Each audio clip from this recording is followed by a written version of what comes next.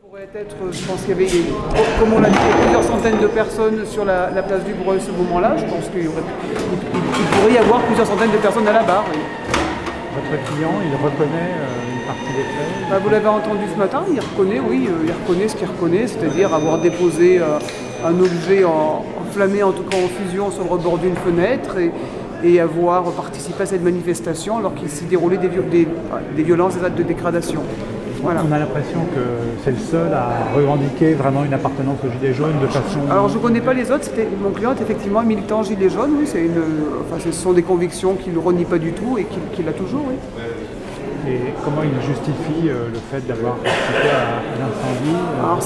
Alors sa participation à l'incendie, elle est vraiment minime, hein. C'est quelque chose qui sera plaidé, qui va être discuté, mais il a essayé de le dire. Il s'est trouvé à un moment dans une manifestation extraordinaire, dans le sens c'est vraiment une manifestation qui était pas comme aucune autre, et peut-être l'enthousiasme de la jeunesse, la volonté, comme il a dit, de vouloir symboliquement y participer. C'est en tout cas les explications qu'il a données. Et ça vous paraît...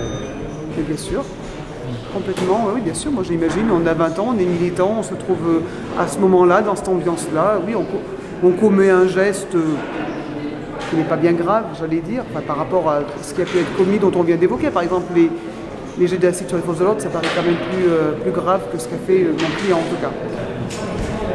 C'est une journée qui a beaucoup marqué, y compris le président, puisqu'il est venu sur place. On a eu l'impression, de la République, on a eu l'impression qu'il y avait eu volonté de tuer, ou en tout cas d'incendie. Non, c'est quelque chose qui ne ressort absolument pas du dossier. Je pense que quand vous avez entendu les prévenus, en tout cas mon client à la barre, ça ne ressort absolument pas. Et s'il y avait eu effectivement des menaces sur l'intégrité physique des personnes, ces gens-là seraient poursuivis pour ça. Aujourd'hui, ils sont poursuivis pour des dégradations seulement. Et je ne crois pas qu'on puisse sérieusement arguer que des vies aient été mises en danger ce jour-là. Des vies de personnes présentes dans le locaux de préfecture en tout cas. Sinon, ils auraient été mis en examen et poursuivis pour ça. Hein.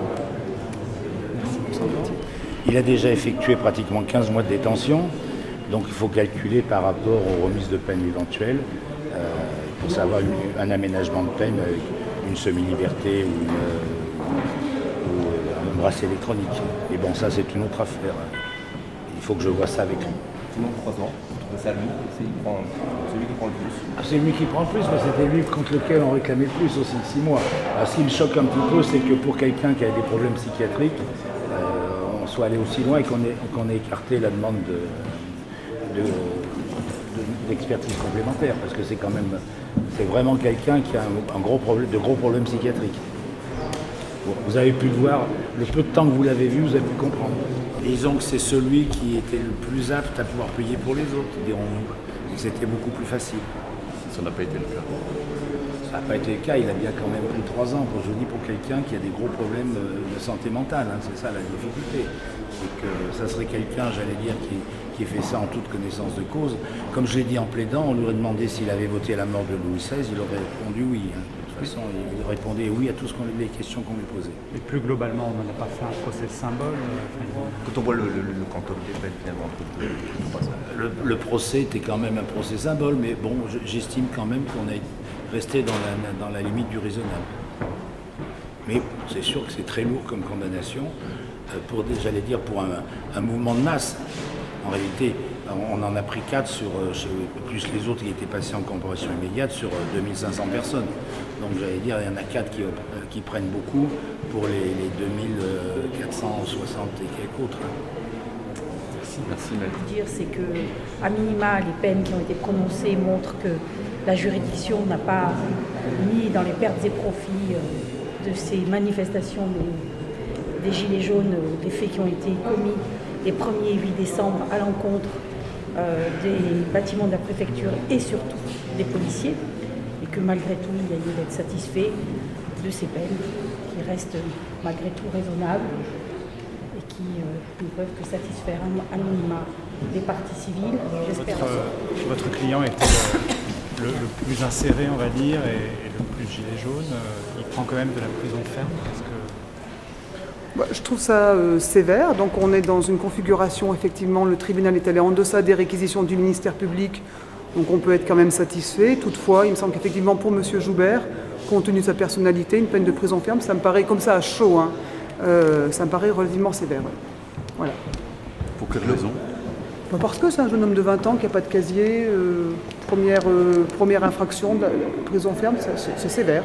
Je trouve ça sévère. Est-ce qu'il y avait une volonté du tribunal de faire un exemple malgré tout? Ça, c'est au tribunal qu'il faudrait poser la question. Ouais, mais vous, votre impression? Non, mais je pense qu'effectivement, les premiers procès après les événements du 1er décembre avaient quand même mis la barre un peu haute au niveau des peines et que c'est vrai que le tribunal a suivi un peu la jurisprudence qui avait été instaurée quand même. Ouais. Vous ne pouvez pas s'en tirer sans prison ferme, vous avez un peu senti? Moi, je pensais qu'il s'en tirerait sans prison ferme. C'est pour ça que je suis un peu déçu.